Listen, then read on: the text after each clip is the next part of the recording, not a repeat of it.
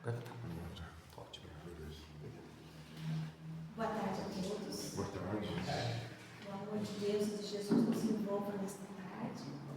Que possamos assim, nesses momentos, estarmos aqui refletindo sobre as palavras de Cristo, sobre o Evangelho.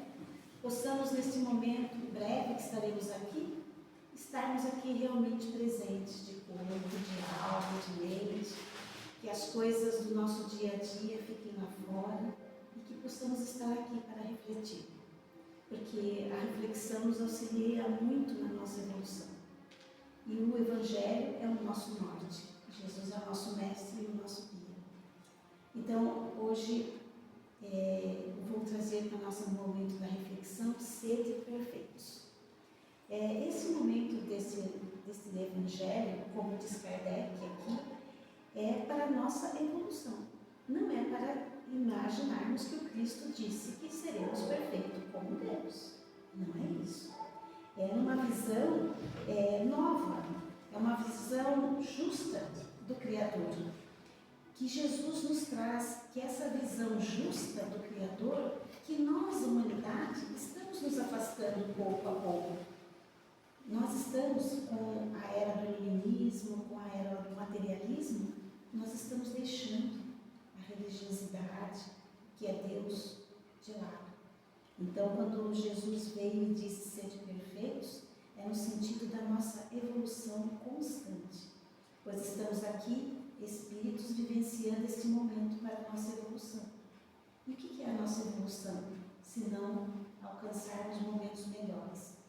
Parece até uma utopia, mas o que é a utopia? A utopia não é sempre ir buscar, sempre ir além. Então, quando a gente vai atrás, nós evoluímos. Quando a gente busca, nós evoluímos. Einstein, inclusive, disse que quando uma mente aprende, quando uma mente tem o conhecimento, ela não esquece, ela se expande. E depois que ela se expande, ela não evolui. Ela pode estacionar, o que é um perigo, mas ela vai querer sempre buscar mais e mais. E assim, nós falaremos aqui nesse momento apenas das características da perfeição. Nós não iremos entrar em todo o capítulo, porque precisaremos aqui de uns 5 séculos, mais ou menos, para que possamos compreender tudo. Principalmente quando ele vai falar dos atributos. Então a gente não vai entrar muito, porque senão podemos combinar daqui a 5 séculos, 6 séculos estarmos aqui para fazer uma leitura, quem sabe com uma outra mentalidade, né? Amai aos vossos inimigos, fazei o bem àqueles que vos odeiam, e orai por aqueles que vos perseguem e vos caluniam. Pois, se amais apenas aqueles que vos amam, que recompensa tereis? Os publicanos também não fazem isso? E se apenas saudar vossos irmãos, o que fazeis a mais aos outros? Os pagãos também não fazem o mesmo? Sede, pois, perfeitos, como vosso Pai Celestial é perfeito. Palavras de Jesus ali em São Mateus, capítulo 5, versículo 44.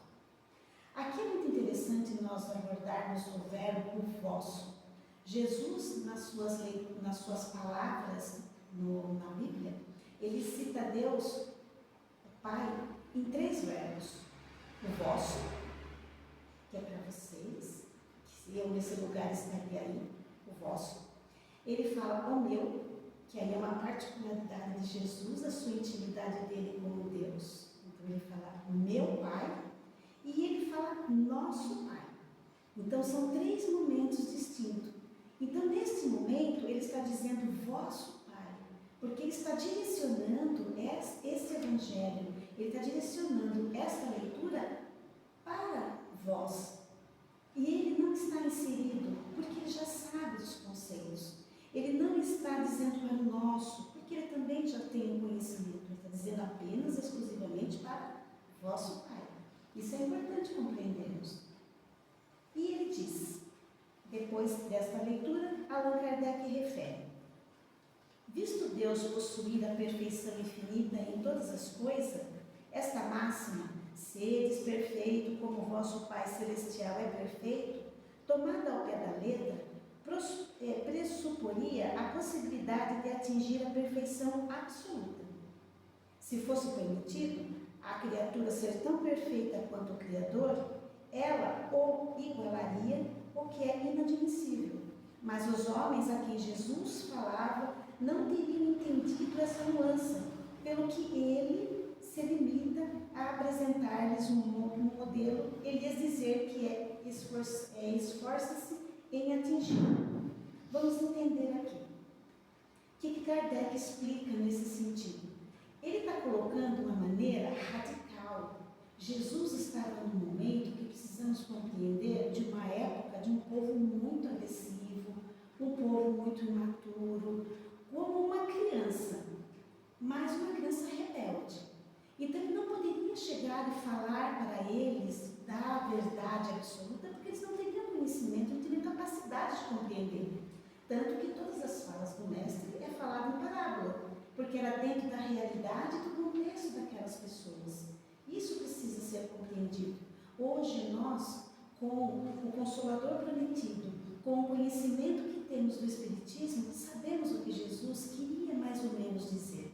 Quando ele fala aqui perfeição relativa, é relativa àquele momento e é uma perfeição relativa ao nosso momento. Porque, como nós não falamos na nossa evolução, aquele povo lá, que éramos nós, que já evoluímos um pouquinho, então é para aquela situação.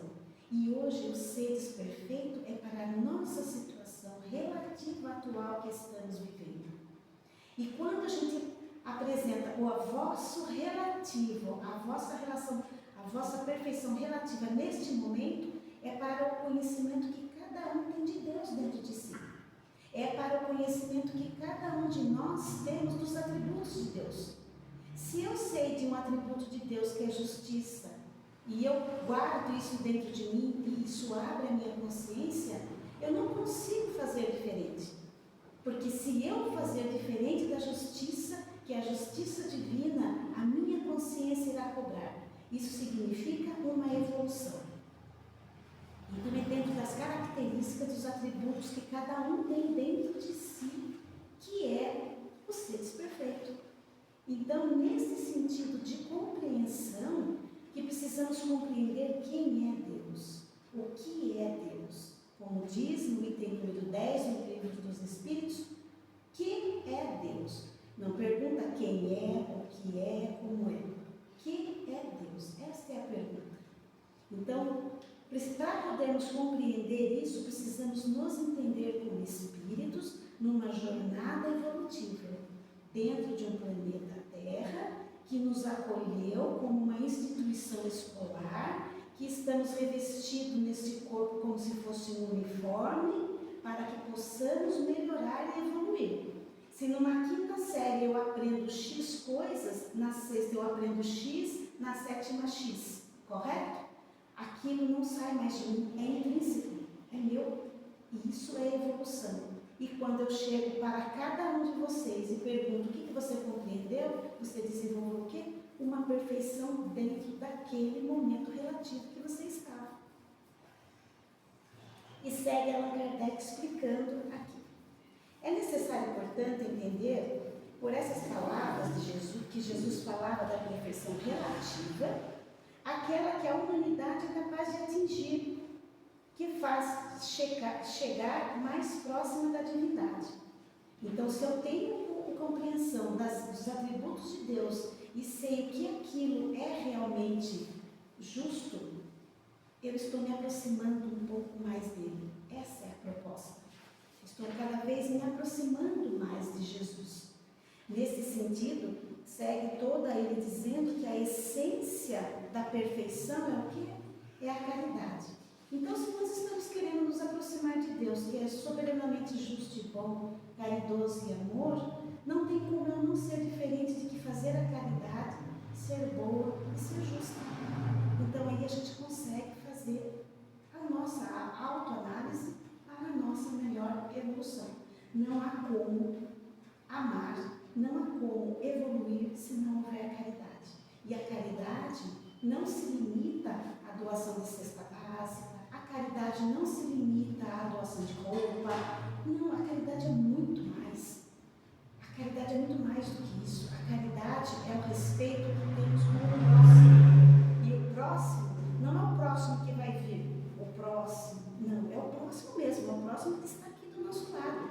E como diz lá Cordero, lá no Evangelho, sobre a caridade primeiro começa dentro do nosso lar.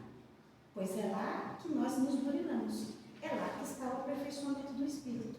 É lá que Deus assunta o nosso coração, que Deus observa o nosso comportamento para com quem? Com o próximo, com os nossos irmãos, com o nosso familiar.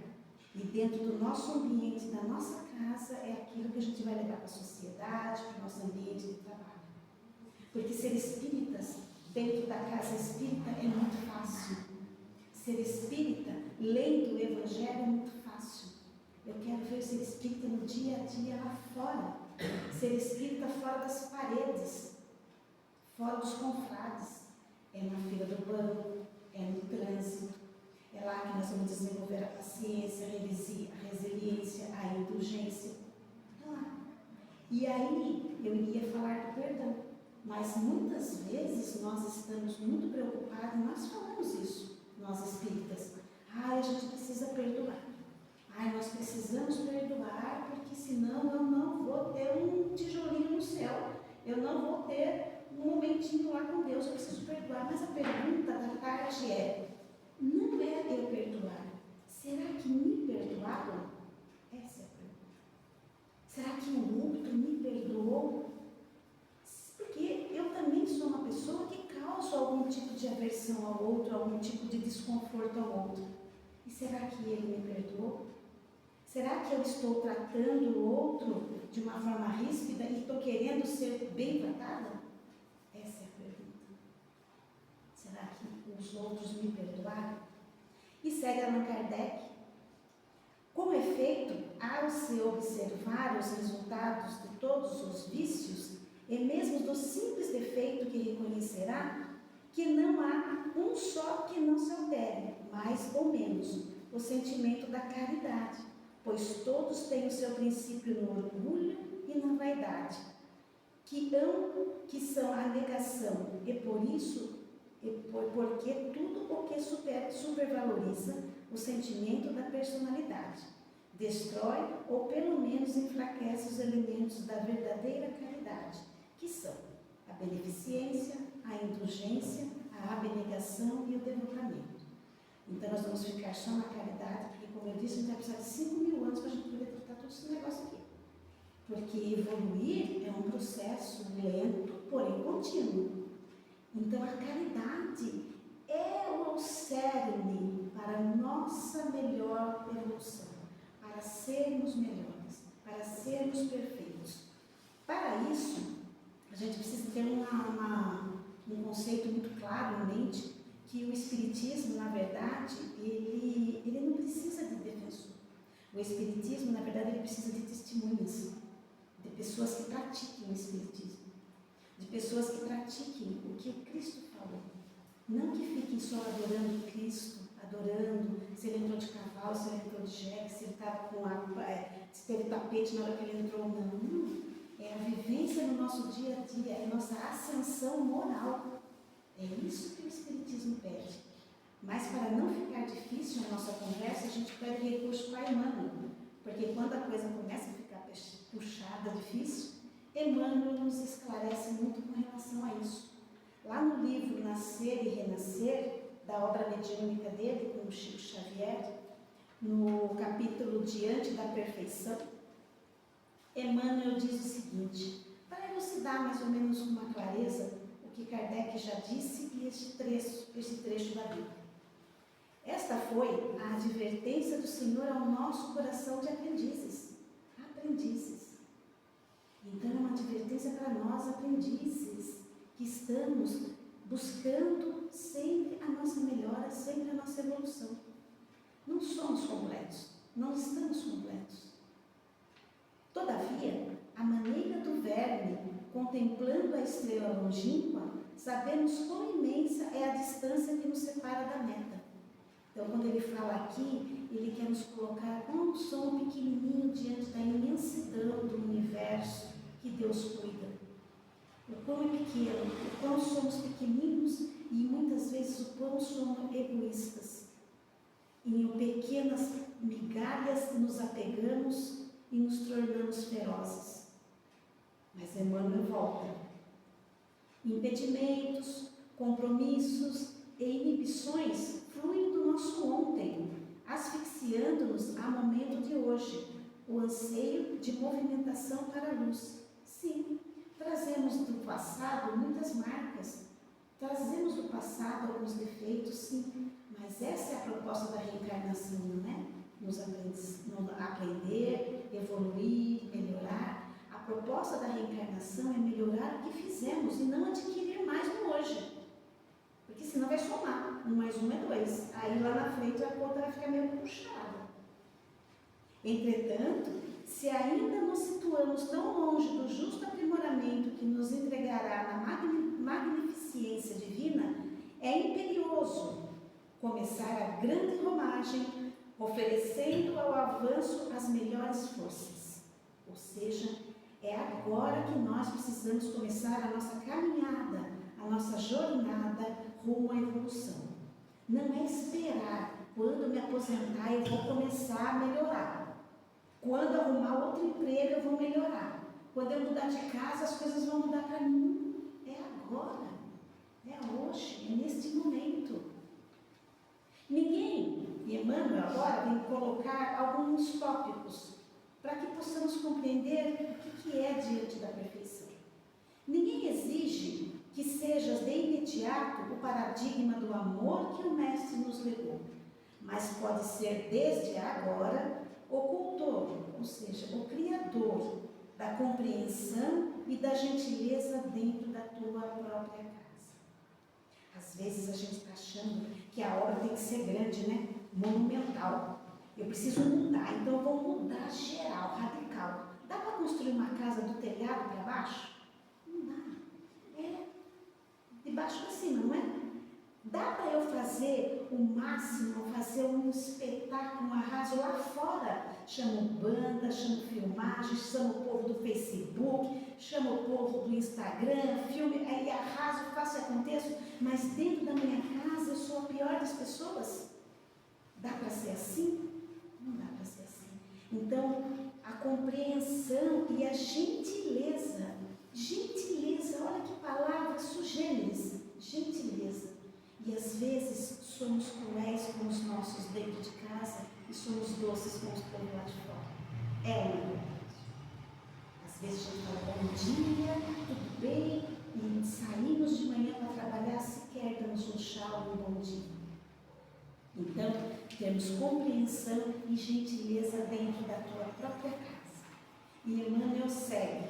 Ninguém te pede a renúncia integral aos bens que te enriqueçam os dias da terra. No entanto, podes doar de improviso a migalha que te sobre ao conforto doméstico em auxílio ao companheiro necessitado. Aqui é muito importante, não tem vergonha quem tem dinheiro, não é vergonhoso ter dinheiro, não é vergonhoso ter um bom carro. Vergonhoso é você ser egoísta, vergonhoso é você passar na rua, olhar uma pessoa necessitada e se você não tem nada para oferecer, nem um olhar de piedade, nem uma oração, nem uma boa vibração, você ter para com ele. Isso não é piedoso. Então, em nenhum momento ele está dizendo aqui para pegar e ser pobre, porque na verdade, quando você vai falar de orgulho, que é nesse item que ele se refere, você pode olhar, tem algumas pessoas que são moradores de rua e não são extremamente orgulhosas, não aceitam um auxílio, não aceitam um apoio, são orgulhosas. E quando tem muitas pessoas que são bem afortunadas e são humildes, você chega para conversar e parece que a pessoa tem todo aquele dinheiro. Então não é o poder aquisitivo que diz se a pessoa é ou não é orgulhosa. Correto? Ninguém espera-se que desempenhes ainda hoje o papel de herói na praça pública, mas podes calar sem detença as palavras escuras ou amargosas, capaz de emergir de teu coração para com os lábios. Sabe aquele ditado? Se você não tem o que falar, fica quieto. É melhor do que destratar e humilhar. Sabe, aquela pessoa que está sempre com uma palavra azeda. Bom dia, só se for para você, né? Tudo bem? Hoje eu não estou bom, hein? Hoje eu não estou bem, não estou podendo. É assim que a gente responde. Cadê a gentileza aqui de cima? São essas pequenas coisas que Emmanuel está nos referindo por seres perfeitos. E ele chega dizendo: ninguém aguarda que sejas o remédio para todas as doenças. Entretanto, ainda hoje pode ser a enfermagem diligente balsamizando as úlceras dos enfermos relegados ao abandono. De fato, quantas vezes não vemos as pessoas doentes, mas não doentes que você esteja vendo como uma úlcera, como ele está dizendo aqui, mas doente da alma, doente do espírito, doente da tristeza, do amargor.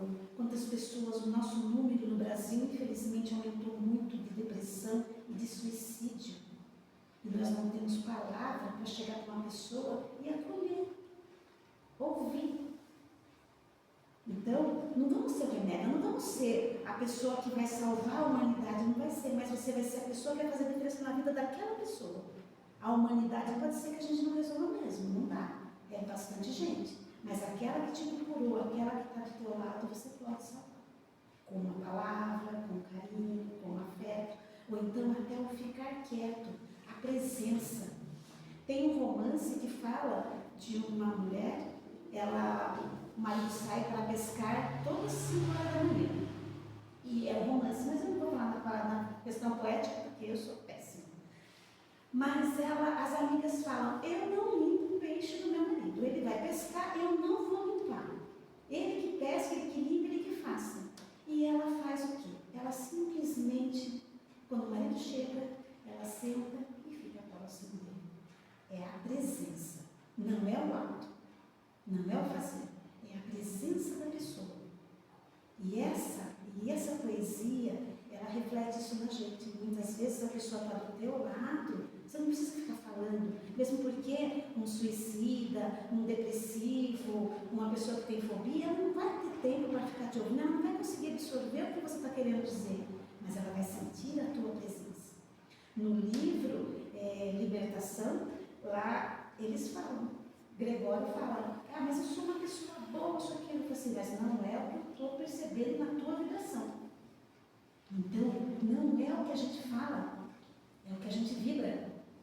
Então, muitas vezes, estar do lado, estar presente de verdade, viu? Não é estar do lado no WhatsApp lá, a pessoa ali entristecida, chata, você lá no WhatsApp. Não é isso. É estar presente mesmo. Ninguém te solicita prodígios em manifestação prematura de fé, mas pode ser, sem delonga, o reconforto que ampare os quanto atravessam as sarcas do caminho, um matagal. Um matagal desse caminho, a gente pode falar isso, esses tempos, momentos nebulosos de uma pessoa, nesse caso, de depressão, um desempregado, uma pessoa que está com problemas dentro de casa. A gente não vai chegar e vai falar: se eu fosse você, eu fazia isso. A gente aprende muito isso no atendimento fraterno. Jamais a gente fala: se fosse você, eu largava desse marido, porque, viu, isso daí é a mesma coisa. Não se pode dizer isso. Certo? Lembra a semente que te regala o corpo e aprendamos a começar. A planta, que era ontem simples promessa, hoje é a garantia do pão sobre a mesa. As maiores e mais famosas viagens iniciam-se de um passo. Esforcemo-nos por fazer o melhor ao nosso alcance, desde agora. E a perfeição ser-nos-á um dia preciosa fonte de bênçãos, descortinando-nos o porvir. Então é o dia a dia. A mudança não se dá nós sentados lamentando. Mas eu não sou perfeito, eu não sou nada, eu não sei, eu não. A mudança se dá no passo. Estar aqui hoje, num sábado lindo, de uma tarde maravilhosa como essa, é um passo para uma mudança. Com certeza. Na sequência desse trecho vem um item chamado Os Bons Espíritas, que eu acho que cabe para todos nós, da humanidade, não apenas para nós da doutrina. Reconhece-se o verdadeiro espírita pela sua transformação moral e pelos esforços que emprega para devorar as suas más inclinações. Então é isso. O nosso Deus, Ele nos conhece, Ele sabe o nosso nome, inclusive o nosso CPF. Então Ele sabe o que pensamos, Ele sabe o que tem dentro da nossa alma. Porque, como disse Gregório lá no livro, não é o que você vibra, Você está falando uma coisa, mas você está vibrando outra. Então, não adianta ficarmos na ilusão de que eu estou enganando quem? Eu estou enganando a quem? E por quê? Então, o que eu vibro é o que me conecta com Deus. É a minha intenção. Então, não adianta nós acharmos assim, falarmos da boca para fora, olha, eu estou bem, eu estou fazendo isso, eu estou fazendo aquilo, mas não é o que você está vibrando. Então, nós precisamos aprender, além disso tudo, orar e vigiar. E não é vigiar a vida dos outros, é orar e nos vigiar. Porque o pensamento é o que nos liga a Deus. O pensamento é o que nos liga aos bons espíritos. E se eu quero ter um ser perfeito, se eu quero rumo à minha evolução, eu preciso saber quem eu quero do meu lado. Quem eu quero do meu lado? Quem eu quero que me acompanhe nessa minha jornada aqui na Terra? Para onde eu quero ir? E de novo fica a pergunta: será que me perdoaram? Será que eu estou fazendo certo?